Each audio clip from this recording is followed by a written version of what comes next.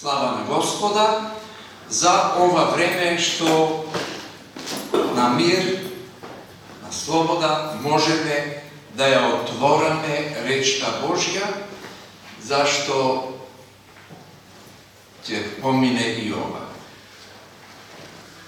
Nema da ima mir, nema da ima sloboda. Ne, što sme nije сега во центарот на сите светски настани, адвентистите се во центарот. Се што се работи, не климатски промени, не војна, не енергетска криза, сето се работи за адвентистите на седмиот ден, браќи и сестри. Тие се раската во окото на непријателот Божји и човечки и тие се народот кој што му смета на непријателот. Ни најдобрите палијативни, ублажувачки мерки што наводно глобалистите во овој свет се спремаат да ја спасуваат планетата, да решаваат воени конфликти, мир и така натаму. Сето тоа е маргинално во однос на речта Божја, сола скриптура, само свето писмо, кое што вели, а земјата и делата што се на неа ќе изгорат. 2 Петрова, посланица 3 глава. Земјата и делата што се на неа ќе изгорат. Според тоа, какви мерки, сето е дефокусирање од главната битка што се води меѓу Христа и сатаната, меѓу доброто и злото. И отвораме речта Божја во Лукиното Евангелие. Евангелие според Лука, 13 глава, 24 стих. Лука 13:24. Ова се Христови зборови.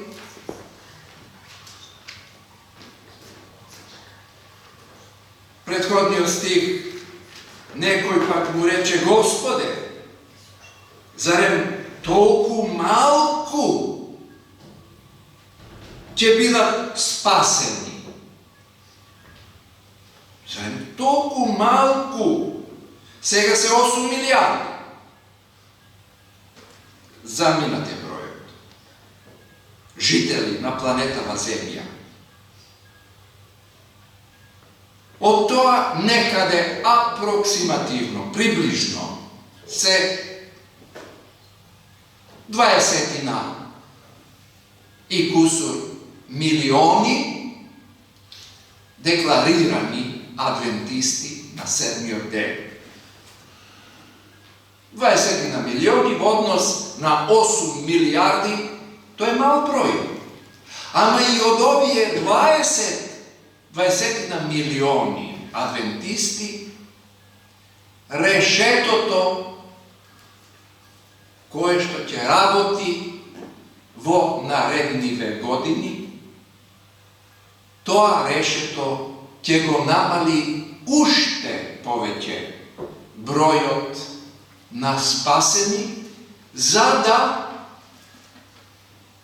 прочитаново биде исполнето. Зарем толку малку ќе бидат спасени? А тој им рече, Господ Исус: навалете во оригиналот кој не на Новиот Завет, новомакедонски јазик, стои агонизете. Оттаму доаѓа и агонија, што значи борба. Има и други изрази, полема, полемизирање, и тоа е некој вид борба. Гледате, македонскиот, тука ни е близко. Агонизете. Борете се. Борете се. Нема ништо без борба. Оној превод силеџиите ќе го добијат Царството Божјо. Не се мисли на тешкаши, боксери, гангстери. Не. Тие не добиваат на тој начин Царство Божјо. Туку Царството Божјо се добива во борба, во настојување, во растење духовно. Значи, навалете, борете се да влезете преку или низ тесната врата. За адвентистите на седмиот ден комфор, комодитет, широка врата, широк пат не оди. Уживамци уште помалку. Затоа во овој свет не би ме изненадило да и од адвентисти на седмиот ден, кога би го виделе Христа, би го распнале по втор пат. Зошто? Па им го нарушил комодитетот. Мирот, парно ми е овде.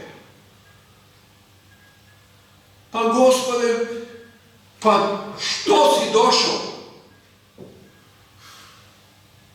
Нарушување на комодитетот и многу други работи. Значи, навалете да влезете низ тесната врата.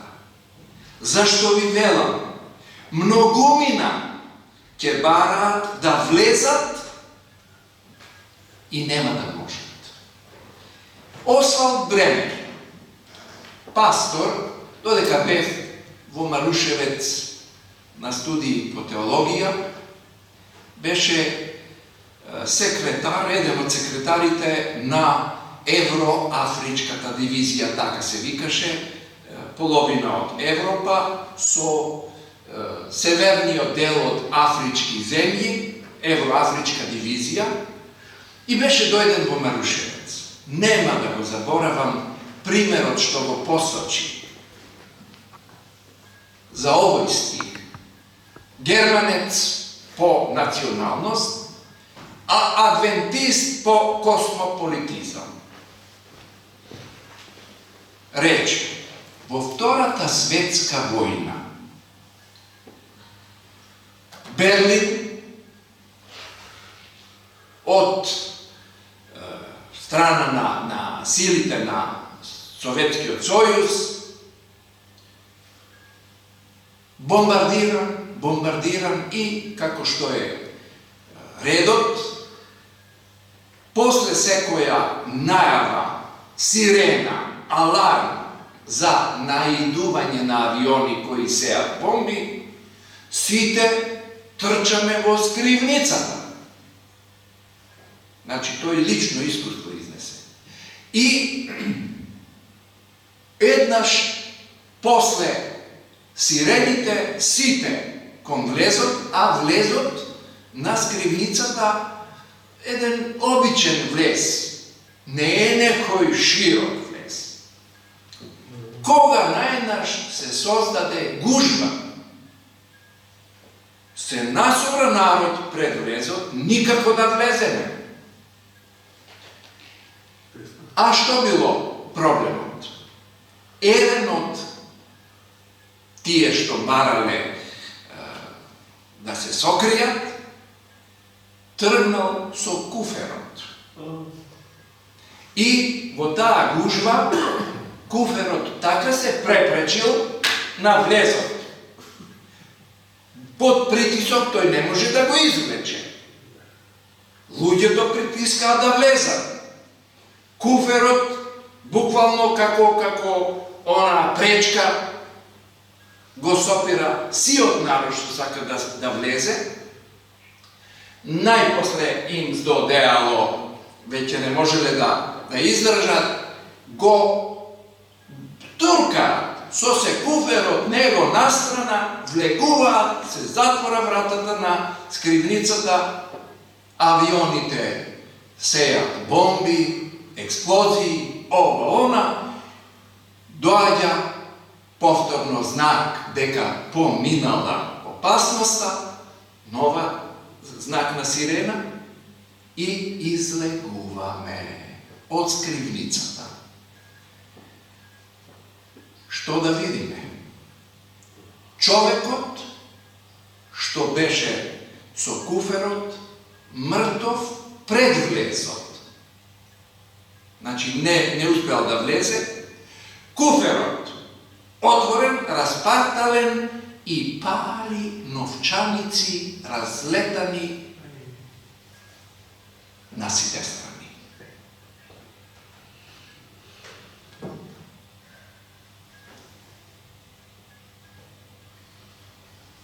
Навалете да влезете, ама без куфер. Низ тесната врата.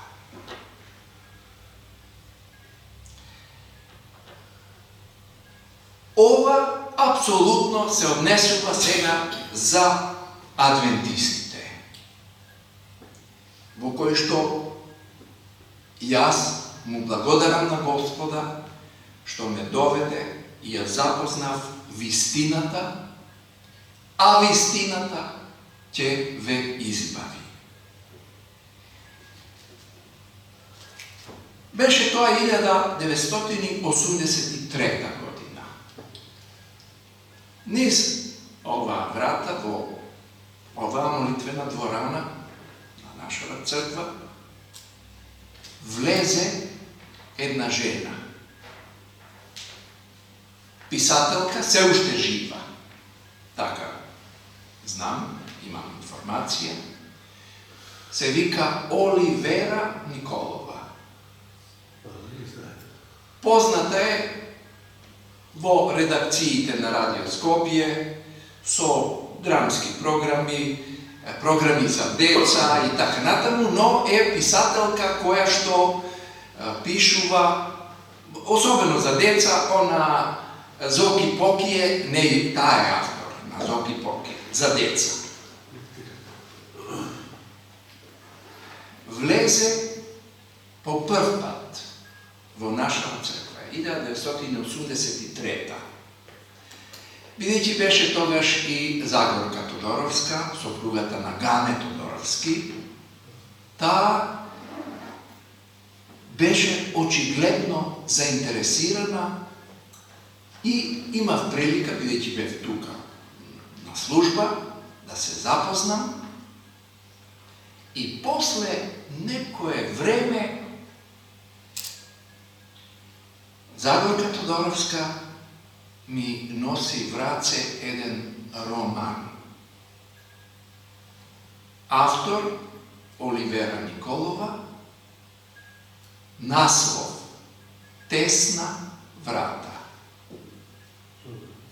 Тесна врата.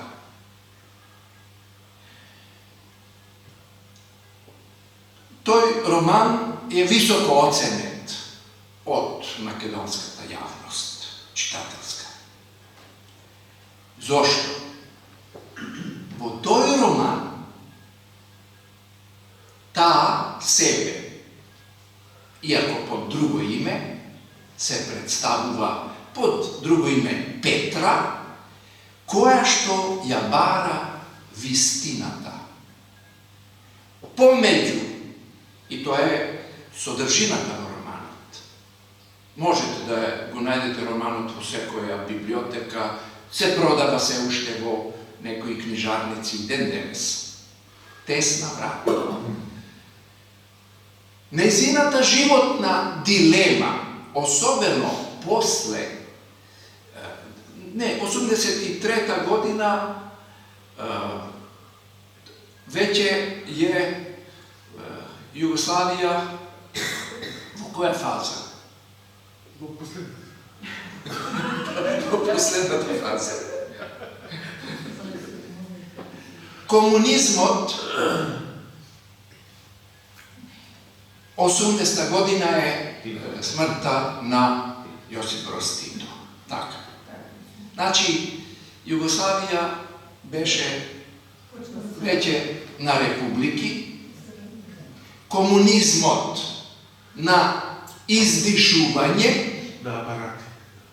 на апарати за одржување, и веројатно тоа било мотив повеќе кај неа,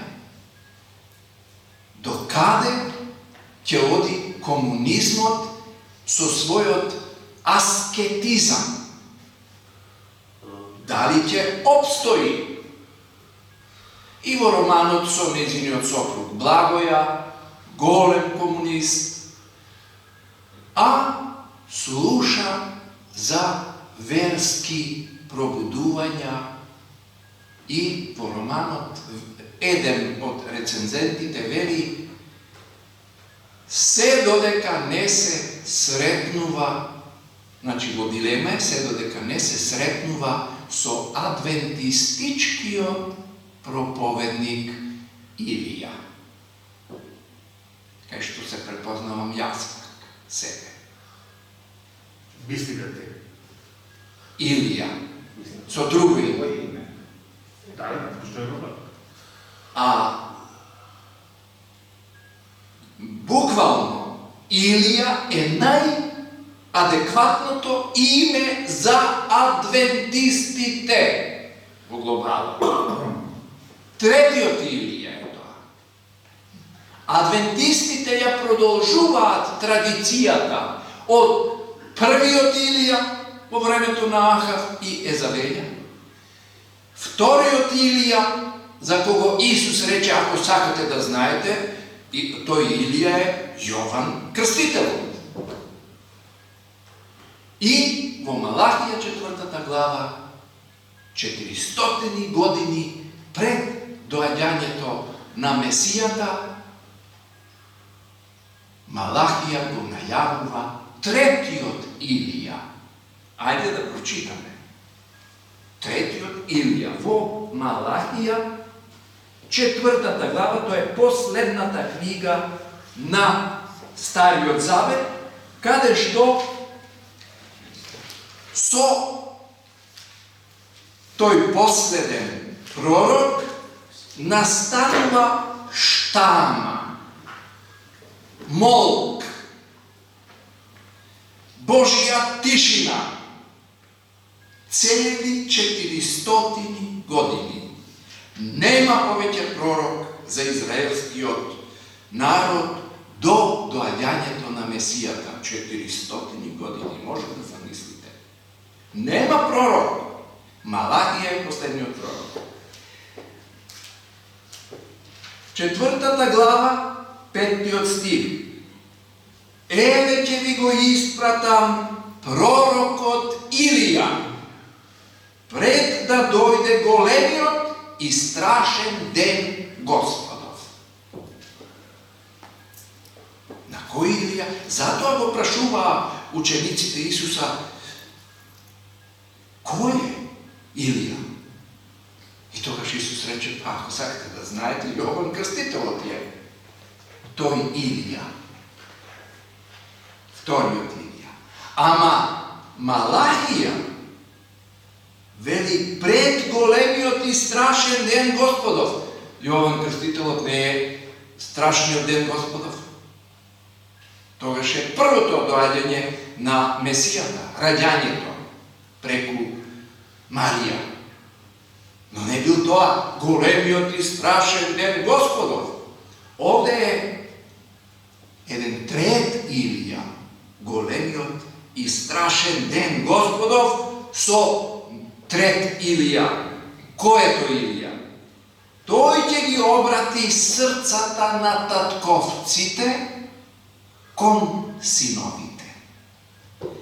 Татковците, јас денес се повеќе и повеќе сум сведок на разговори на стари луѓе, кои што на некој начин го изживеале животот и во ова страшно време на кризи, пандемија, воена криза која прети да прерасне во нуклеарна војна, енергетски кризи, какви ли не се кризи, и туку ќе речат, па, ајде, јас сум го изживеал векот.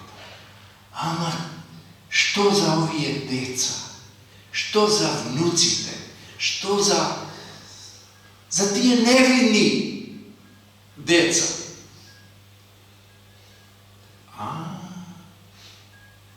Родителите размислуваат за децата. Тој Илија, или тие во улогата на Илија, ќе ги обратат срцата на татковците кон синовите. Дали преку семејно богослужение, утринско вечерно богослужение, на разни други начини, и срцата на синовите кон татковците. Вис верса, обратно. Значи, семејството повторно ќе биде кохезија, едно. Наспроти сите оние надворешни напади, кај што семејството е денес на удар. Денес е светот веќе Содома и Гомора, веќе тропаат на вратата твоја и моја. Кој? Содомјани.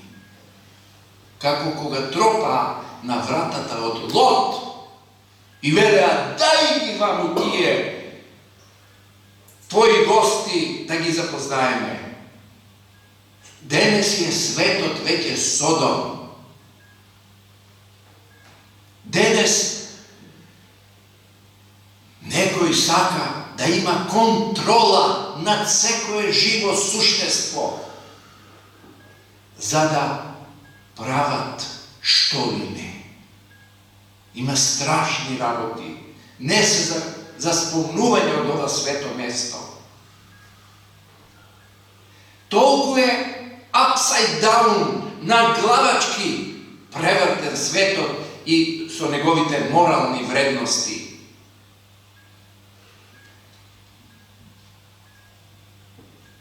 Значи, ќе ги обратат срцата на татковците кон синовите и срцата на синовите кон нивните татковци, да не дојдам и да не ја сотрам земјата. Ова е тој голем и страшен ден Господа.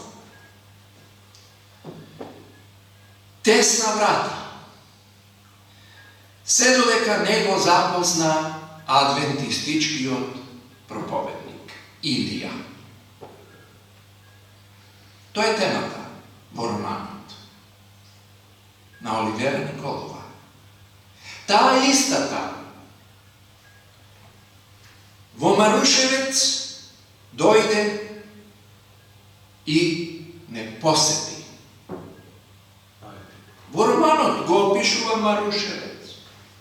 Ја опишува дописната библиска школа.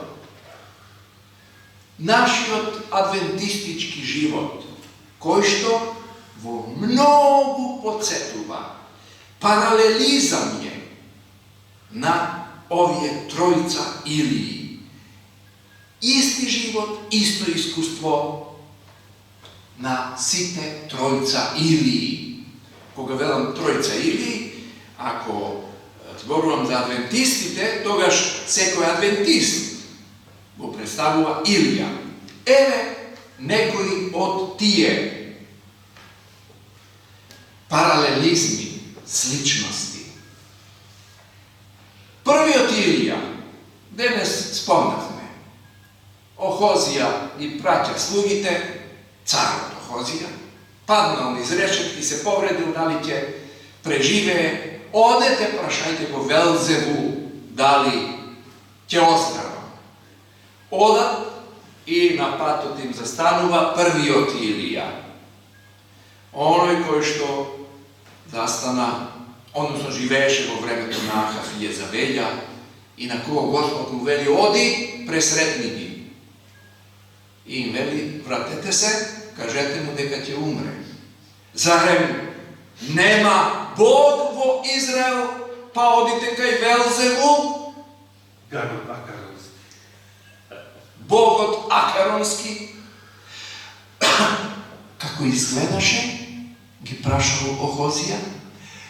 Па во брада, долга коса, косма, со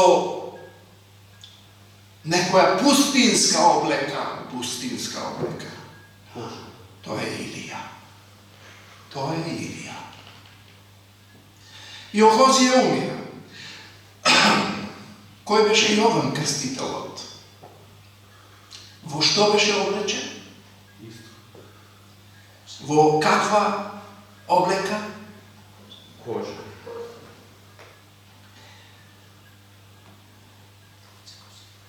Камилски влакна. Камилски влакна. Во крзно. Крзно, камилски влакна, можем да си предпоставам како бодат тие влакна во телото. Сигурно не велел охо. Сигурно. Туку живеел пустински живот. И тој бил ли избричен? Не. Не било прилично. Можел да најде нешто остро. Не бил избричен. Адвентистите, третиот Илија, кога ќе дојде неделниот закон, кога оние што се во Јудеја, нека бегаат во горите, рековме, со тоалета, со свечени облеки, костуми, балски облеки ќе одиме. Со машна. И куферот со пари. Или куферот со пари. Не. Ке нема пари. Тогаш ние ќе немаме време ни да видиме на себе дали сум бричен или не сум бричен. Ќе видиме космати, небричени, неподшиштани. Ето. Во пештерата во која што имав прилика на едно патување да влезам, каде што се криеле валденжаните од прогонството на папската инквизиција, во таа пештера се влегува лазечки. Со машна како би влегол таму? Лазечки се влегува и кога ќе влезеш, огромна дворана со денско светло. Односно, на врвот еден процеп и денско светло, доволно, да не биде целосен мрак внатре. Тоа била нивната скривница. Не знам која ќе биде мојата, размислувам кај да биде. Некаде моето родно место, планинско место. Многу скоро. Друга карактеристика. Илија, како таков, космат, влакнест, тој бил настрана од општествените настани. Тој немал ништо заедничко со животот, богослуженијата на Ахав, Језавеља. Језавеља била свештеник, жена свештеник. Таа правела распоред и на други жени таму i prostitutki i se. O, Gospode. Ta pravila raspored. Kako žena na prvosveštenik, sidonski od car Etbal. Kjerka. Neko kjerka vezi. A što rekao? Žena. Ne žena, da, blagodaran. Kjerka, da, misterna kjerka. Kjerka na sidonski od car Etbal. Prvosveštenik Valov. Ilija nema ništa zajedničko s onim. Što ima zajedničko Jovan Krstitelj, vtori od Ilija? Vo vremето на Irodijada. Pustinski čovjek se hrani so div med i skakavci. I skakavci. Nekoj vela дека tije skakavci bile plodovi što ko će padnat, će odskoknat. Nekoj vela pa ima i takov vid na skakavci koji može da se jadat. Ne je bitno. To je pustinski čovjek. A za nas, treti od Ilija, već je rekosme, špionirani. Ne sve od ovaj svet. Špionirani. Nastrana od ovo opštestvo. Sektaši. Novoverci.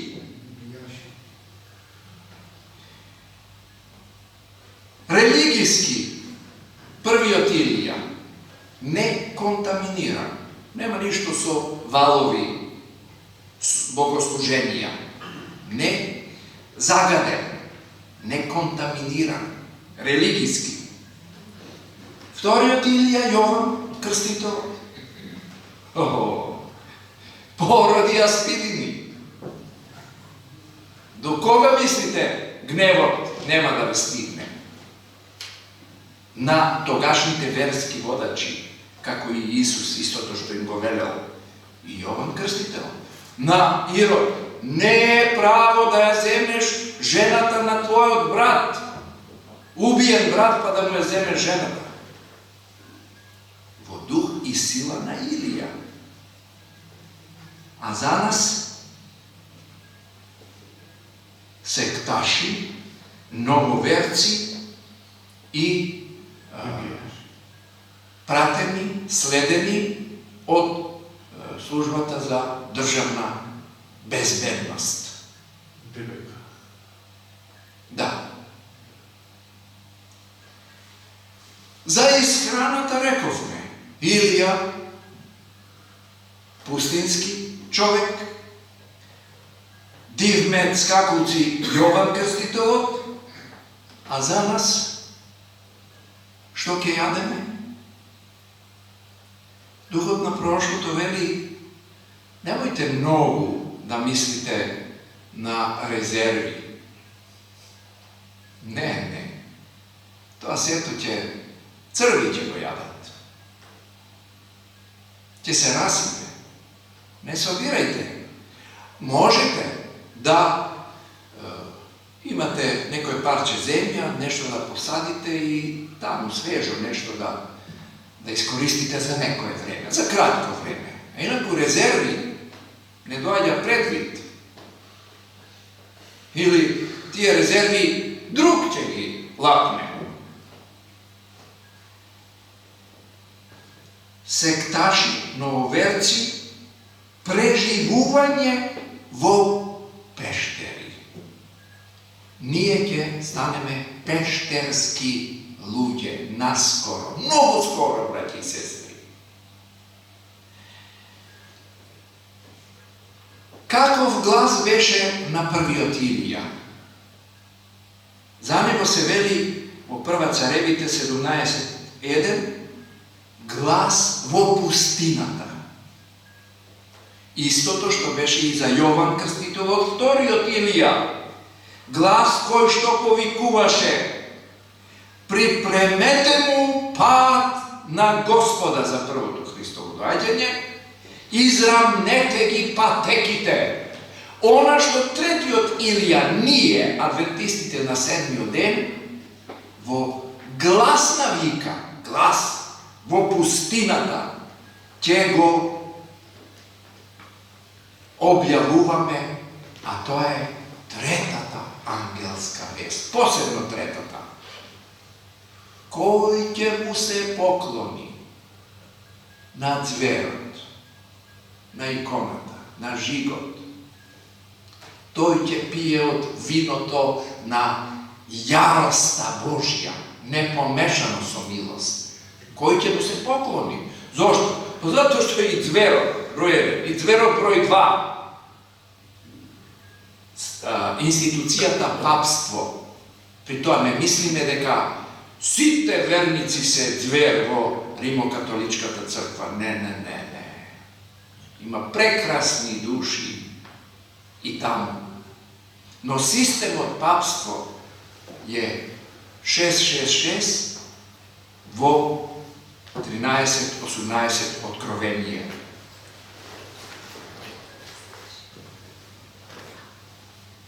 Пустински човек, првиот Илија, пустински човек, вториот Илија, пустински човек, адвентистот на седмиот ден. Надвор од општеството, првиот Илија, надвор од општеството, вториот Илија, надвор, адвентистите на седмиот ден. Во нивно време и првиот и вториот и третиот Илија, интересно е дека првиот човек во тоа општество, како например во време на првиот Илија, Ахав, царот Ахав, бил претендент, некој кој што има голема амбиција да го наследи престолот Давидов. Исто што и вториот Илија или Јован Крстителот, Ирод. Исто имал намера претендент за Давидовиот престол.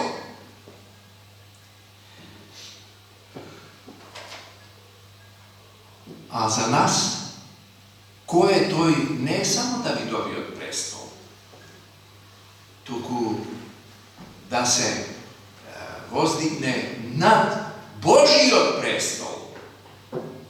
Тоа е Викариус Филии Деи, заменикот на Синот Божи, што го содржи бројот 666, латинските букви, собрани од Викариус Филии Деи, ви дава збир 666. Односно, институцијата папство, која зад себе има голем товар на минатото, како инквизиција која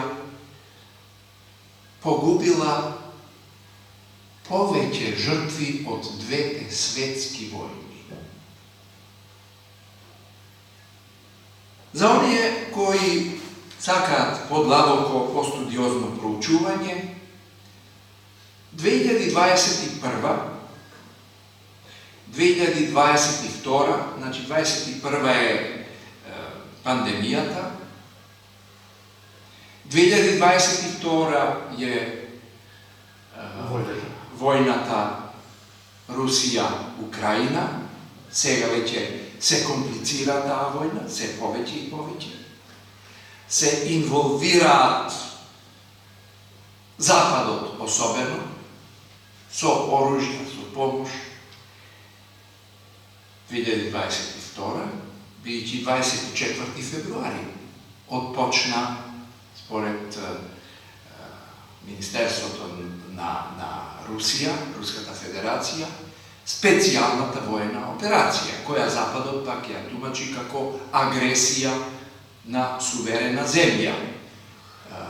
За нас е битно, ние не завземаме ничија страна, зашто знаеме дека се сите под капата на 666.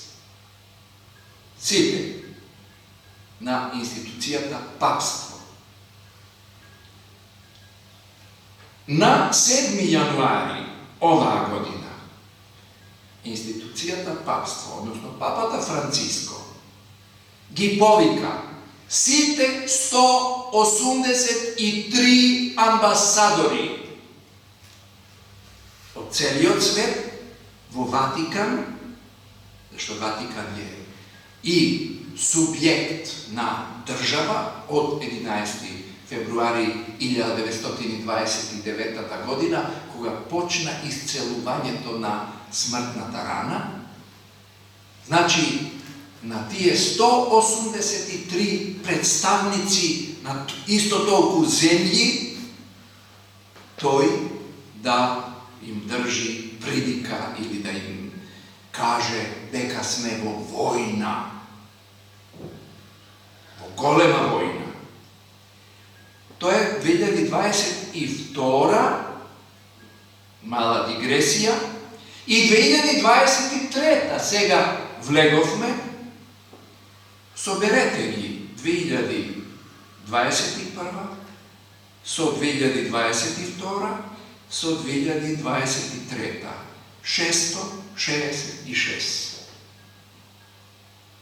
Негово време. Негови 5 минути се. Раната смртна не само да се излечи, туку сите велат кој може да војува против зверот, против папството. А знаете што е најново? Америка, Соединетите американски држави, вториот звер од Откровението 13.11, наш званичен став, званично толкување, го брише амандманот за верска слобода и се друго на кое што се гордееше не само Америка, целиот свет, дека има таква земја. И со смеење европската представничка тоа го најави со смеење, со соконско смеење, дека Америка ќе воведе што? Закон за или против говор на омраза. Ова што сега јас го говорам од ова место, според таков закон би бил говор на омраза и јас би бил санкциониран, и тоа баш санкциониран. Што говорам од Светото Писмо и од духот на пророштвото. Говор на омраза, закон кој што го укинува законот, амандманот за верска слобода во Америка, за демократија. Бајден веќе го спрема тоа.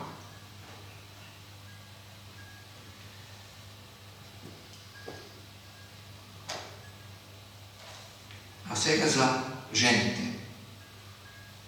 Језавелја.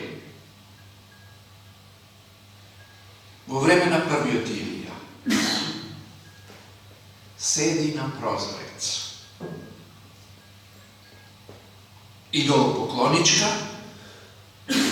и ја бара главата на Илија. Језавелја ја бара глава. Интересно, не Ахав.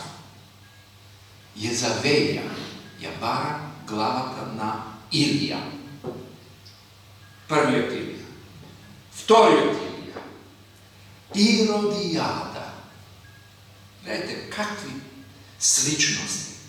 Иродијада. Преку својата ќерка Саломија ја бара главата на вториот Илија, односно Јован Крстителот. На прозор. Тогаш кога Јован Крстител му говори на Ирод, не е право тоа што го работиш, во духот и силата на Илија, не сум јас, кога рече Илија, тој што носи несреќа, туку ти и домот твој. Јован Крстителот му говори на Ирод, а Иродијада гледа низ прозорот. Тие низ прозор гледаат. А кој денес, во времето на третиот Илија, на пробудените адвентисти гледа на прозор и му се обраќа на целиот свет? Урби ет орби. Папата. Денешната Језавеља. Духовна Језавеља. Зашто црквата е секојаш поредена со жена, нели? И тој на прозорец. Од базиликата Свети Петар му се обраќа на целиот свет. И тој ја бара главата на третиот Илија, односно на адвентистите на седмиот ден. Преку кого? Ако Језавеља ја бара главата преку ќерката своја Годолија или Аталија, Годолија, ако Иродијада преку Саломија, тогаш папството преку кого ќе ја бара мојата и нашата глава? Преку ќерките, тој има повеќе ќерки. Протестантските заедници, протестантските цркви, за кои сме постојан укор. Постоењето на адвентистите се нон-стоп нивен укор кон нив. Тие знаат дека е сабота, ама недела па недела. Заедно со папството. На 31. октомври 2016 година, на 500 годишнината уочи 2017, зашто 1517 Мартин Лутер 95 тези неправилности на Римокатоличката црква, на верските водачи, сето ги запиша во 95 точки и на катедралата во Витенберг. Бам! Да чита секој. Од 1517 до 2017, 500 годишнина. Во Лунд, во Шведска, представници на сите протестантски заедници отидоа и подпишаа капитулантски joint statement, договор, дека повеќе нема да има говор на омраза, нема повеќе да се зборува за против папството. Нема да протестира. Нема да протестира. Односно, папството се променило, протестантите немаат веќе зошто да протестираат. Папството никогаш. На 31. октомври 2016 во Лунд, во Шведска. 2016. Единствени кои ја продолжуваат традицијата на протестантизам се дел од адвентистите. Велам дел, зашто оној друг дел отидува во екуменизмот. Екуменизмот од икос или оикос, новомакедонски, во Новиот Завет, значи куќа. И таа куќа се подразбира дека е римскиот бискуп, односно папа, на сите бискупи, кој што ќе се представи како тате, татко, папа и оттаму доаѓа папа. На латински, француски и така натаму, тие латински јазици. Значи, капитулански срамен договор подпишава. Кој? Четките. Протестантските цркви. Тие извршија предавство.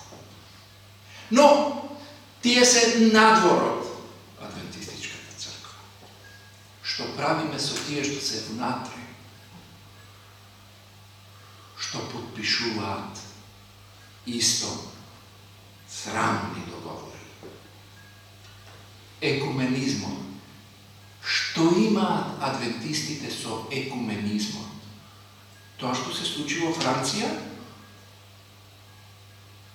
Тоа што нашата црква, нашата унија, франко-белж унија, јавно подпиша договор. Односно, се во екуменизмот, а на име на тоа добиваат бенефиции од страна на Римокатоличката црква, дали ќе имаат сали за евангелизација или така натаму, ама под услов и да се стави клуч на Дамарилели. А тоа е печатницата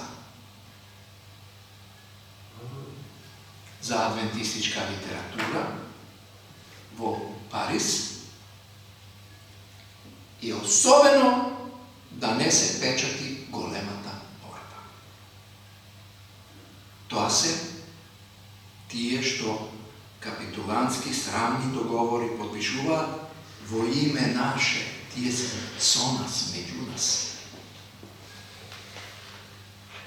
Не ме чуди воопшто, и еден Јуда се најде од 12 апостоли, отиде и го издаде својот учител и Господ. Воопшто не ме чуди. Зашто во Еремија 9 глава пишува: не верувај му на братот свој. Не верувај му. Господ уште поубаво го има кажано. Проклет да е кој ќе се подпре на човек. А блазен на оној кој Господа го има. Проклет да е кој ќе се ослони на човек. Ама нека е со не знам какви рогови. Знаете, оној што глумеше во времето на Еремија, вака со овие рогови има вавилонците да ги сотреме, да ги победиме. Рогови ставаше. Тој е истиот падна. Прогледај кој ќе се угледа на човек или ќе се подпре на човек. Период на прогонство за првиот Илија, за вториот Илија. Интересно, првиот Илија се уплаши. Кога Езавелја рече: само мои раце да те фатат. Готов си. Се уплаши. И тоа кога? После неговата молитва од која оган слезе од небото, я spali ona žrtva, koga valovite sveštenici se mačeja, derviši, denešen prevod, se bodeja, se razkrvavuva, go povikuva val, da pušti ogan, ništa od toga. Spije, može bi je na turističko patuvanje, vamo tamo, nema ništa. Toj se pomoli Ilija i vrum, ogan od neba padne. Posle toj ogan, toj se uplaši od jedna žena. Jezabelja. Da. Svi te Boži proroci, to je znaš za to. Cega mu se oko mi na nego. I pod jedna smreka. Pa tamo vo jedna peštera. I Gospod pominuvaše. Ama ne vo ogan, ne vo zemljotres. Tako vo tih ideno glas. Ilija, što varaš ti ovde? Pa ja gotovo da umram, Gospode, daj, već ne mi se žive. Ne, imaš ti ušte rabota. Otkrovenije to 10:11.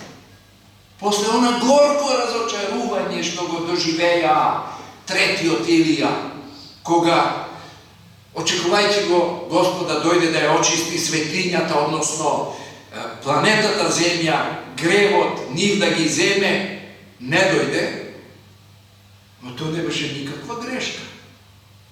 Bez toga ne bi bile ti i ja danas ovde.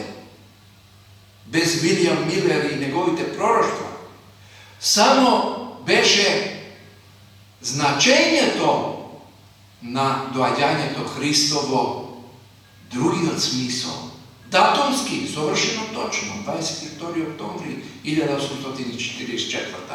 Ama Hristos na toj den ne da dojde na planetata tuku, vleze od svetinjata vo onoj drug del, kaj što oko čovečko ne sme da zaviri.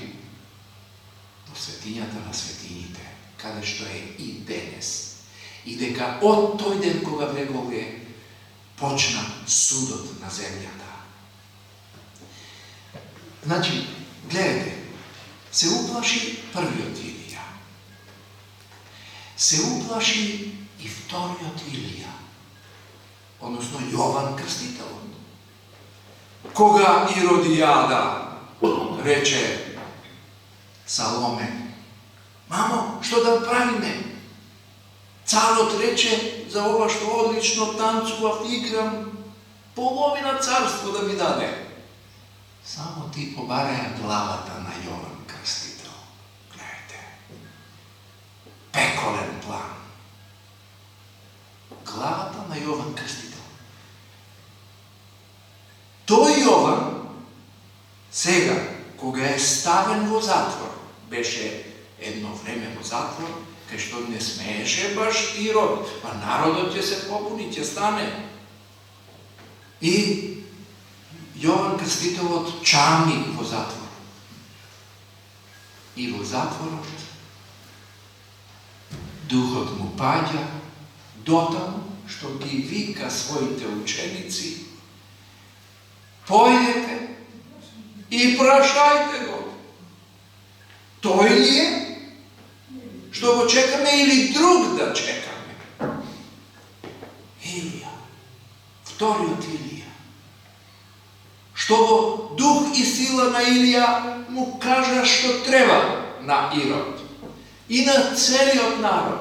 Negovite propovedi. Za nego Gospod Isus veli, nema pogolem prorok od žena roden kako Jovan Krstitelj. I to ono Jovan, koji što ušte go utrobata na majkata Elisabeta. Koga Marija bremena dojde da je poseti tetka je. I Elisabeta samo počustvovala zaigral od radost, od Gospoda, od prepoznavanje. на Месијата, кој што е сега во утробата на Марија, кој што заиграл во утробата на Елисавета, го препозна и на реката Јордан, глеј јагне Божие кој ги зеде гревовите на себе. А сега им вели, одете прашајте, тој ли или друг да чекаме. Истава ситуација сега и за третиот Илија. Многумина, наоѓајќи се во ситуација на маки Јаковови. Маки Јаковови. Дали јас се сум му признал на Господа од моите гревови? Од тоа зависи спасение. Кој ќе признае, ќе му се опрости. А на непризнаено, како? Тоа значи секоја вечер јас треба пред Господа да излегувам и да си ги признавам моите гревови и да барам опростување. Оти живееме секој дневно, додека трае, не дојде меѓата. Значи и третиот Илија ќе се најде подплашен, уплашен за своето спасение.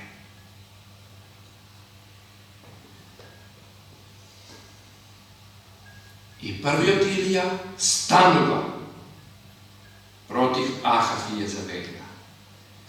Јован Крстителот станува против Ирод и Иродијада. И третиот Илија, адвентистите на седмиот ден, стануваат против она денешна Језавелја, идолопоклоничка. Веќе нема никаков, ни што се вели, ни срам, ни перде во врска со богослужение. Се признава. Комунизам.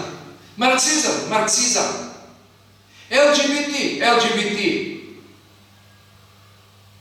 Се признава, само елате кај мене и признајте ме дека сум јас првиот меѓу вас. Тоа е денешната Езавелја.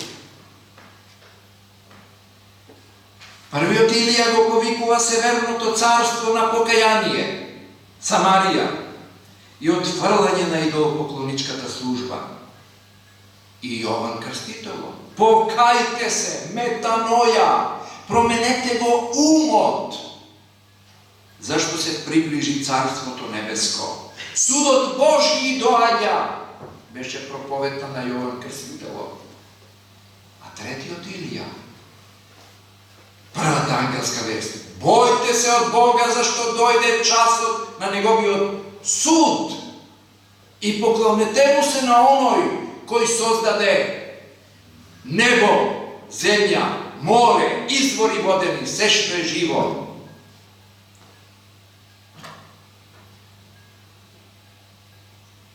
Тоа беа трите Илии. Илија, кој паѓа во смреката на очај, првиот Илија, во службата. Јован е несигурен. Маките Јаковови за денешниот Илија. Дали сум ги признал моите гревови?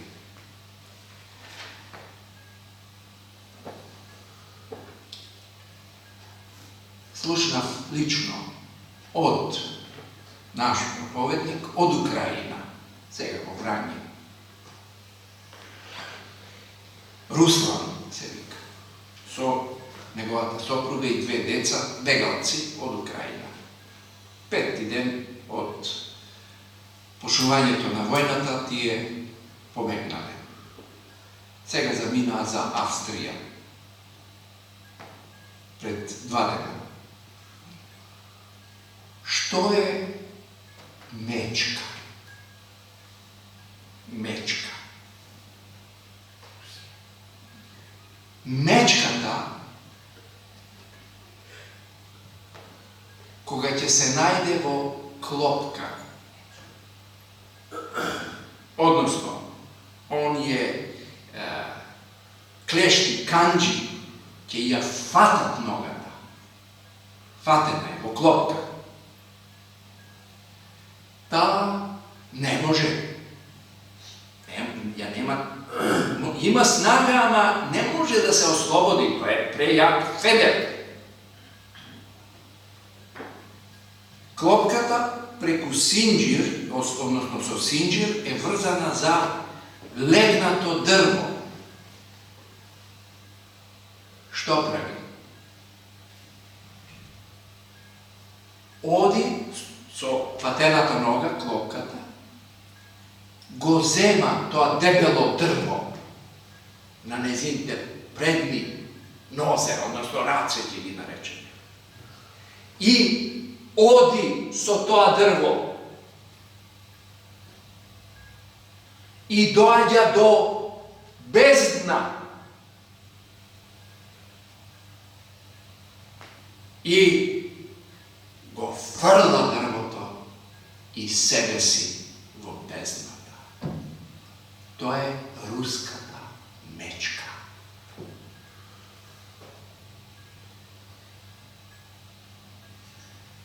Ако се најде загрозена